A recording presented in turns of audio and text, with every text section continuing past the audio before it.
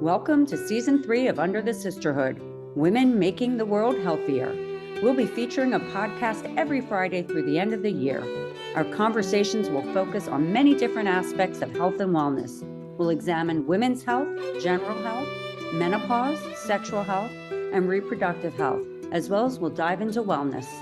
This is a podcast to celebrate women and all that they do in our world. I'm Elizabeth Elfenbein. Let's get under the hood.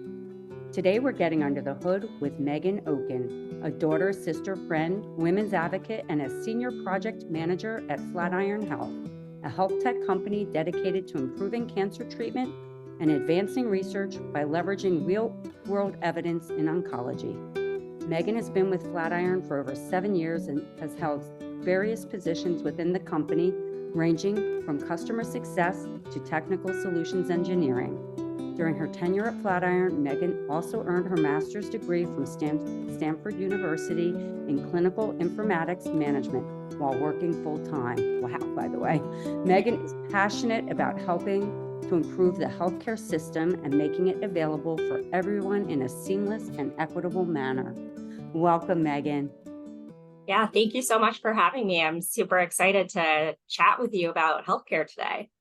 Awesome. Well, I am so excited. It's season 3. It's all about women who are making the world healthier. And we all have and play these different roles in our lives. So I'm excited to get into your story and share it with the world. If it's okay, I'd love to get going. Yeah, sounds great. Awesome. So, you've been at Flatiron for 7 years, and it would be really wonderful. I mean, and that's an amazing company doing amazing things. It would be really interesting to hear your journey to how you got into healthcare and, and sort of where you are today with it. Yeah, definitely. So I actually kind of fell into the healthcare space. I was just out of school working at my first kind of real job at a content marketing startup, actually, doing customer support type of work. And about 11 months into that, I got a recruiter message reaching out to me on LinkedIn from Flatiron, asking me to interview for this specific role within customer support. And I was a little bit apprehensive. I wasn't really looking for a job at the time, but I mentioned the company back to my family, and my dad, who is pretty active in the healthcare space, was like, "Oh, I've heard of them. Like, just go through the interview and see what happens." So that is exactly what happened. I went through the interview and I kind of fell in love with the mission of Flatiron and thought it was super interesting to tackle the problem of oncology research using data. And also just the people who interviewed me were amazing. And so that was kind of my entry point into the healthcare space. Wonderful. Well, tell us, what is the mission for Flatiron? Because it's interesting that you fell in love with it. Must have been big.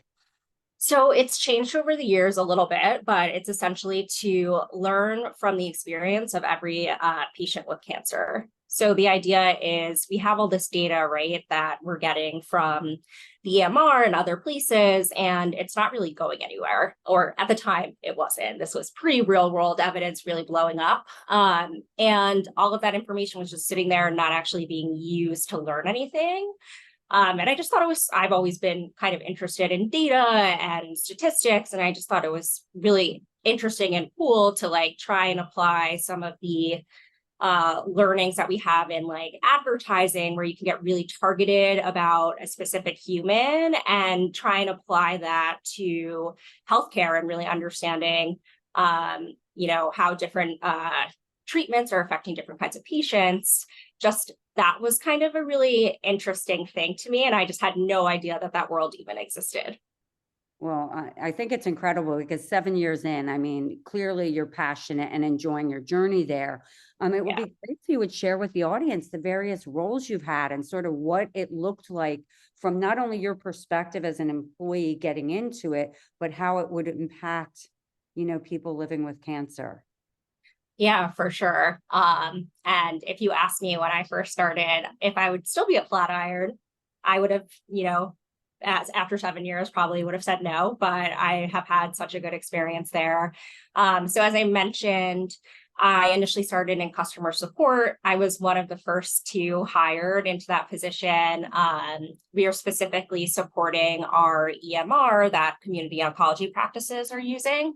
And I just remember, like, prior to joining the company, our customers were really used to getting like a voicemail and like not really hearing responses. And people were just really excited to get us on the phone and tell us like kind of their problems in the EMR. And so I did that for about a year or so. And then there was this business need for a more technical type of position that sort of sat between the customer facing teams and then product and engineering to help like bridge that communication of taking pain points from customers and translating that over into kind of, user stories, features, etc. And so I have a background in computer science. It was my minor in undergrad, and I knew I wanted to move into this like technical space. So yeah, I made that transition over to our technical solutions engineering team. Again, it was really new. I was one of the first three in that position. And yeah, I really kind of from there, that's really where my like love of healthcare and tech really took over, because I got more exposure to the proactive problem solving side of the world when it came to looking at these problems. And yeah, from there I like wanted to scale in terms of thinking about being a manager and kind of grow some of those skills. So I moved into a manager position. And then grew from there, and kind of I hit a little bit of a ceiling in terms of learning within that space. And I also wanted to kind of make that jump again to having an impact more upstream. So rather than being in this kind of reactive firefighting role, troubleshooting issues as they came up, thinking about, okay, what are the pain points our customers are seeing and how can we solve for that more holistically, which is kind of how I made that jump from this TSE world over into product. Well, that's really interesting. First of all, thanks for sharing that. That's really interesting to me. And you've said it twice now, which is our customer pain points. And so I think it's really interesting when one is sitting on the other side hearing about the pain points. And I think it's also interesting being the one experiencing the pain points. And so Right. as someone on the organization side where you can address pain points, like how does it come into to the company? And then how, without, I would imagine it's not giving away any secret sauce, but how are you able to sort of respond to it? Yeah, so I think I was in a really unique position in being in a customer facing position before moving to product. So a lot of customer pain points would come in via, support tickets and things of that nature. Those like larger kind of issues would get bubbled up through account management and then move over to product. And then there would be also some like proactive user research that was done in order to like dig into some of these problems. And I'm blanking on the second part of your question. I think it was really addressing, it's all good. I think it's really about addressing the pain point. So it's the side of how it comes into the organization, the company, and how you Right. address it, versus seeing it from the actual perspective of the patient or the customers experiencing the pain points. Yeah. So honestly, a lot of it would come in through, as I mentioned, like the ticketing type of world. And then we also would do these visits to our practices, which were also really interesting. I was lucky to go on one of our go lives when a customer was going live with our EMR. So they were switching from an old system to our new system, which is actually a pretty big lift for a practice. Like it involves retraining staff and getting comfortable with this whole new technology while still also treating patients. So it's a lot going on.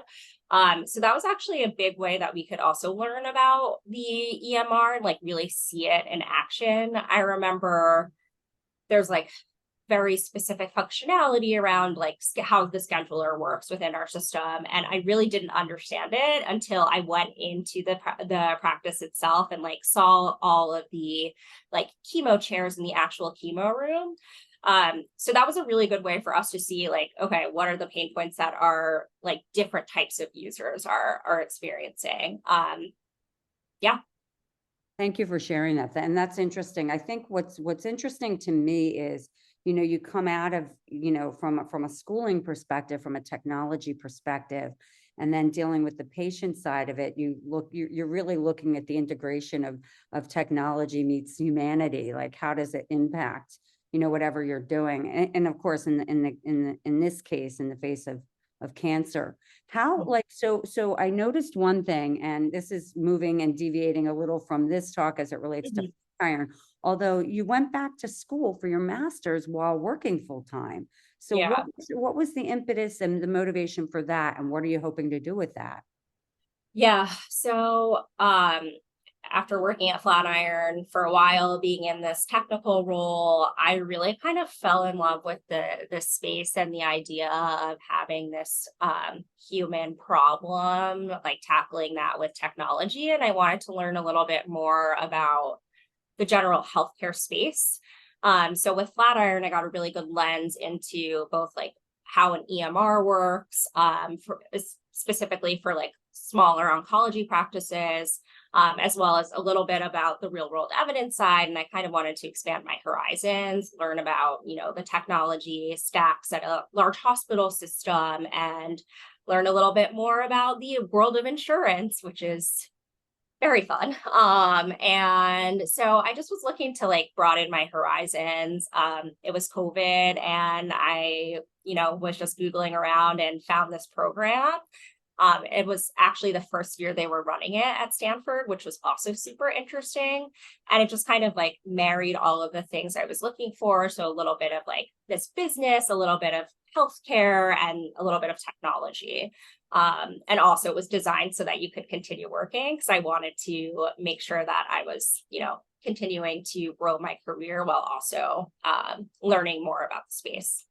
That's awesome. And congratulations. That's a really good use of time. Talk about discipline. Yeah. Wow. Wow. And so what, so I'm guessing what Flatiron's like the second job in your career. You've spent 7 years there. How are Yeah. you imagining this next phase as you're looking at health, in the context of where you are? How are you imagining it for yourself? Yeah, so I think I'm 2 years into working as a product manager. So I'm looking to still continue to grow those skills, but eventually I'd love to make the leap to a smaller startup. Um, the problem that really struck me when I was in school was this problem of access to care, especially in rural areas, and how much impact that has on individuals. So like, it's very different if you're having a stroke in the middle of nowhere where you have to take an ambulance 3 hours to the like first trauma hospital. And just thinking about how we can use technology to solve for some of those problems. So looking into that space, I think would be super interesting. And just continuing to kind of do research into healthcare. We had a design thinking class as a part of my Wow. grad school experience, which was really, really cool. And it was all about needs finding and understanding problems before really thinking about solutions. So I definitely want to apply that type of thinking as I'm continuing to kind of dive into this area. Another area of healthcare that I thought was super interesting and is a big challenge that the government is actually trying to help with is this idea of interoperability and individual health data. I think there's a lot of opportunity there, and I think it's also a super interesting space that I'd love to get involved in. Wow, wow. There's a lot to pick apart and unpack there. So I think if we go back to the first bit when you described it was really the notion of, the three things: learning, business, healthcare, and technology, and the application of that. I think I love the fact that you took the design thinking class, and that you really spent the time in looking at needs based. What are the unmet needs? I've always loved, I personally have spent, I don't know, I'd say 15, 20 years of my career looking at coming up with ideas that address unmet needs. So I think that when I think of your generation, the impact you could have by going out and thinking that way, because you yourself, I mean, and especially with the kind of background you have, you could come up with the next idea that solves for something because you see that unmet need. So coming at it from that's really fantastic.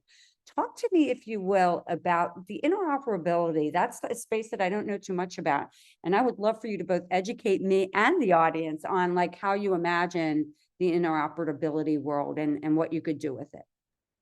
Yeah, so I am by no means an expert at all in this space, but basically what the government is trying to push for is this new framework, Smart on Fire, FHIR, which is like a set of standards that all healthcare systems will need to basically apply in order to communicate with one another. So having the same kind of like tags for a patient name or like their address, so that, you know, if you're being seen at one hospital and then you go to another, you can like kind of seamlessly transfer data through. And also that would happen through, you know, individual, like your health app on your phone. It would just make that whole world a lot simpler. I think a lot of, well, I'm just going to say my opinion. There are certain companies that wanted to like hoard the data and not necessarily work with other systems to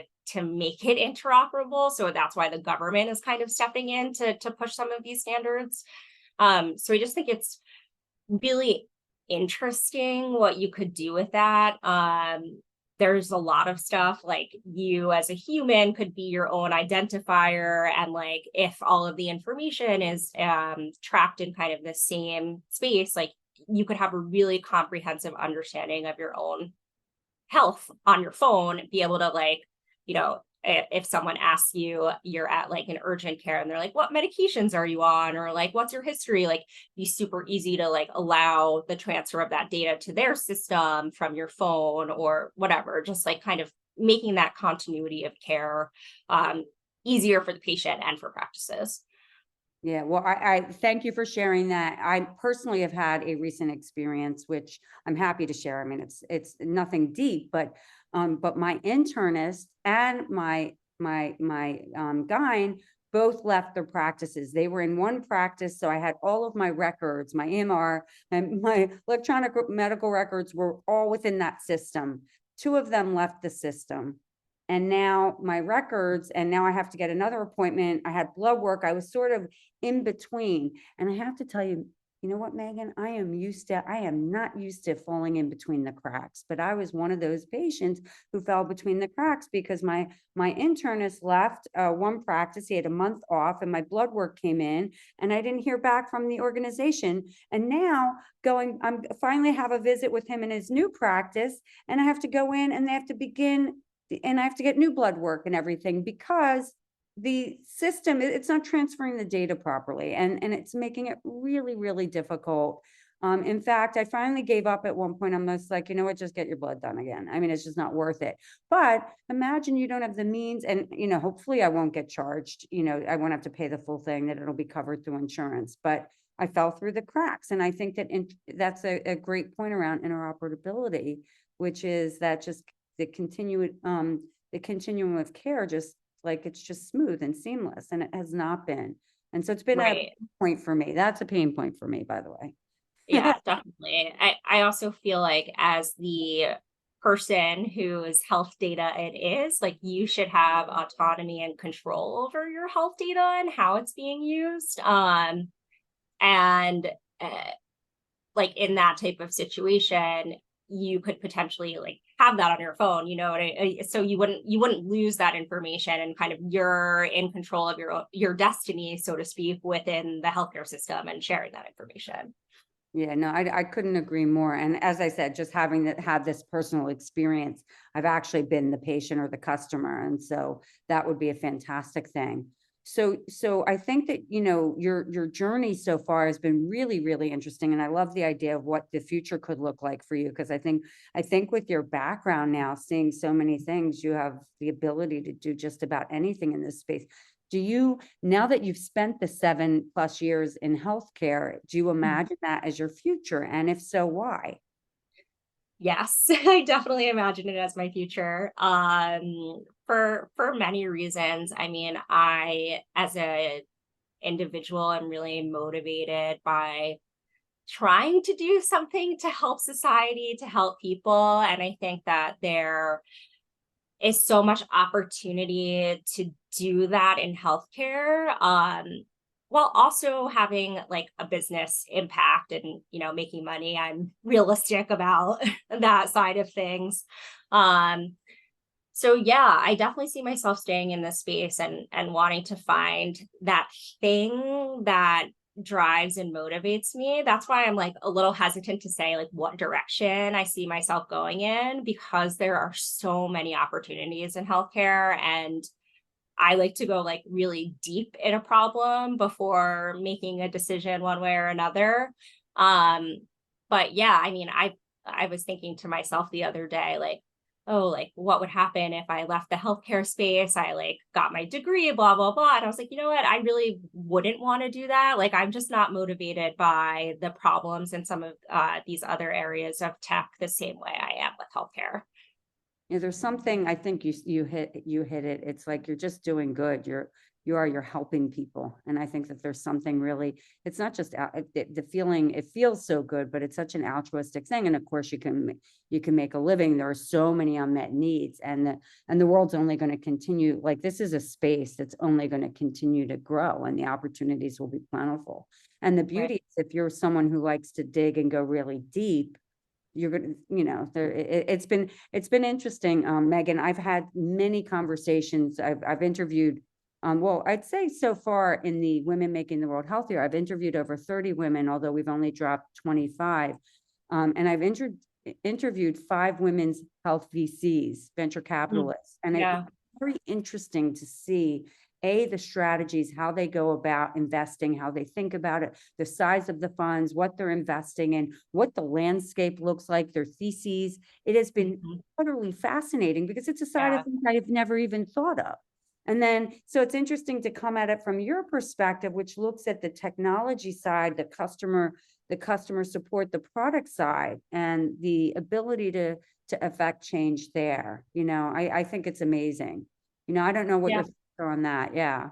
Yeah, so actually we got quite a bit of exposure to the world of VC world when I was at Stanford. It's actually not that shocking considering the location and Stanford in general. Mhm. Um, but yeah, I also thought that was so interesting learning a little bit more about like the business side and how to think about a problem, not just from the like, I want to help people and I want to like, change the healthcare system, but how do we also tie it back to like a business case? Um, so I thought that was super interesting, and like learning about how different funds are thinking about investing. Like there are certain like uh specific areas that they want to get into, which is like really interesting. Is it like the digital health space? Is it like actual like new like physical devices that also connect back to like some kind of digital app? I just think there's a lot of opportunity, and it was really interesting to hear how they thought about like prioritizing and deciding on what to move forward with. I think, thank you for sharing that. I think what was interesting to me as well, these particular women focus on women's health. And Mhm. so, Yeah. so that's like looking at things very differently. And then within the women's health, looking at it, very differently, from autoimmune disease to sexual health to menopause, to Yeah. menopausal health. It's just been, it's been a fascinating learning experience. I'm curious. I mean, you've spent 7 years working in the cancer space with real Yeah. world evidence, and using that to sort of guide, that's what the organization's about.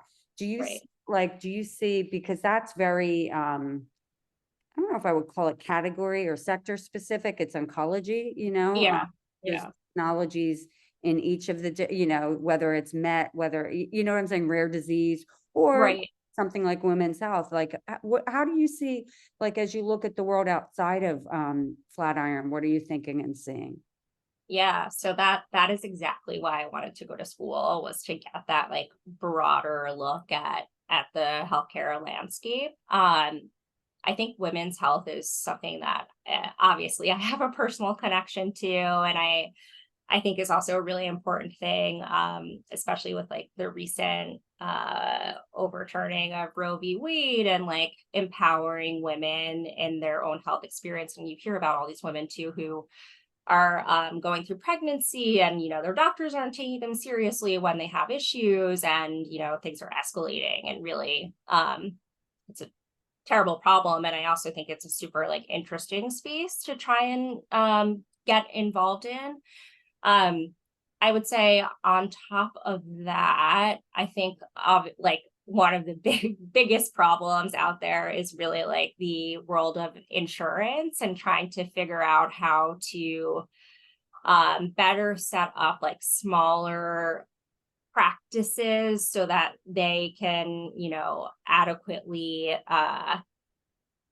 negotiate with insurance companies so that they don't go out of business. Like that's also one thing that we've seen kind of in the smaller oncology space, is like these smaller practices are getting bought up by big hospitals, and it's just kind of changing the landscape totally. And they're even closing some of these places back to the whole thing of like access to care. So there's a lot of different ways that I'm thinking about the space, which is why I have such a hard time, because there are so many problems and I don't know which direction I want to go in yet. Yeah.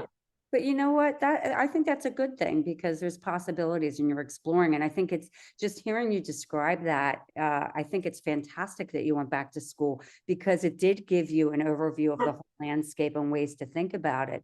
I mean, and I know that you'll be very desirable any direction you go in. A company is going to want to have you on their team. I'm kind of curious. You made a comment earlier, or maybe it was just in your intro when I talked about you really wanting to do good and making healthcare equitable, because we know health equity is a huge issue today. What are your thoughts on that? Because you made a statement in that I made a claim when I introduced you. What are your thoughts on that, Megan? Yeah. So I think health equity is super important. And I think, again, like, not to go back to this, but like one of the big gaps is like this access to care, and also like access to insurance, and solving the insurance problem is like a big area that I see a need in terms of like equity. I think also from the data perspective of like giving the individual back the power to control their healthcare like journey is also super important. And not only like trying to even the playing field when it comes to health, but also being proactive about providing health to those individual like minority groups that historically haven't had as much attention in the past. Like the thing that comes to mind for me is a lot of like African American women who again are not taken like seriously, and there's like higher rates of death from childbirth, which is awful and disturbing. And like thinking about how do we proactively solve that problem, not just like how do we equal the playing field with white women, for example, but like what can we do specifically to get within that group and help kind of solve that specific problem. I think thank you for that answer. And I think you answered it on many different levels, but the last bit really, it really rang true to me and stuck with me, because I recently, well, a while back, I interviewed Dr. BCW, excuse me, Dr. Bio Curry Winchell, and she's an amazing physician. She has a company called Beyond Clinical Walls. She's on every talk show. She's done 2 TED Talks on health equity and, and what it means in the minority space, in the minority communities, and really looking at the biggest thing that she does, which I think is amazing, is on like, so, and I'm just going to use this as one example. But if it's Breast Cancer Awareness Month, she's going to look at educating around what Breast Cancer Awareness Month means to, and as it relates to health equity. how women are being treated, the difference in different communities, and what we need to be thinking and considering. And so she's been doing a very proactive job around educating communities and people, and really, like, shedding a huge light on this issue, which is health equity. I mean, I think that that's one thing. And I think back to your comment about access of care. I also interviewed another physician, Dr. Emily Cunnings, and she is a new physician. She's just finishing up, I believe, her residency. So, and she's been working at a gateway hospital, which means the access to care is a whole different level. It's, and that's looking at more of health equity is inherently an issue within this community. So, so it's been fascinating, and we're going to actually do in December 13th, we're going to be doing an actual event around health equity. So you should definitely join that. But I think health equity, I'm glad you're thinking about that, because I think there's many ways to look at it. And yeah, I think that's great. So here we are, 7 years out. You have all this experience. I want to call your experience real world experience, not evidence too. You're doing amazing things. Megan, I mean, I would imagine just watching you, and I love the fact that you keep wanting to learn and grow and learn and grow and learn and grow. So how are you going to apply this? So this new thinking where you are today before you set out to look at tomorrow? Yeah. So I actually owe myself some time to sit with my thoughts and actually like spend time like thinking through what are the problem areas, like looking at what companies are out there that I think are super interesting, and the problems that they're solving. And really kind of like looking at the health population from more of a narrow lens and understanding like a specific problem within that population. And also my experience like working in product, I've had experience both with like the feature development side and actually like building things out for users, and then on the like back end side, how do we create like stable products, and applying those two things to some kind of technology, I think would be really interesting once I have that time to myself to figure out, okay, what is the space I really want to dive into?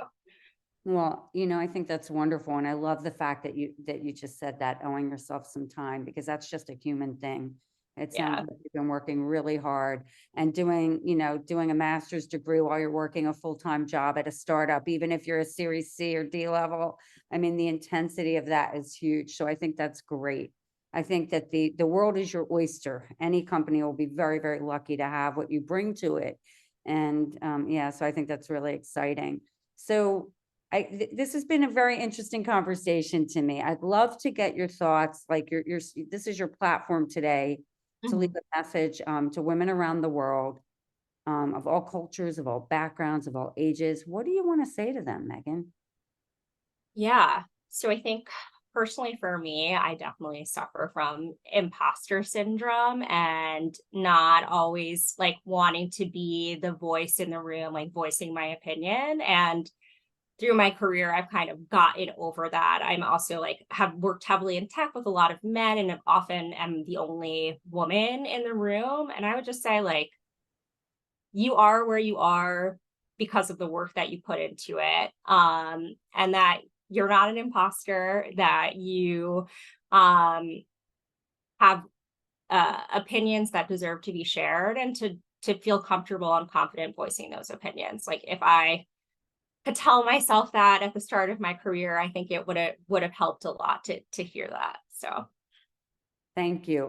I do want to say something about that. At the yeah, start of your career, we're all like at such a new, young, vulnerable age as we set out and embark on our journey of our career and the jobs we have. And sometimes your first job isn't your favorite job or whatever, and you go through and it's like finding your voice. But I think you hit on something that's a point worth exploring a little more, which is being, in the tech world and being mostly amongst more of a male dominated team, you yeah.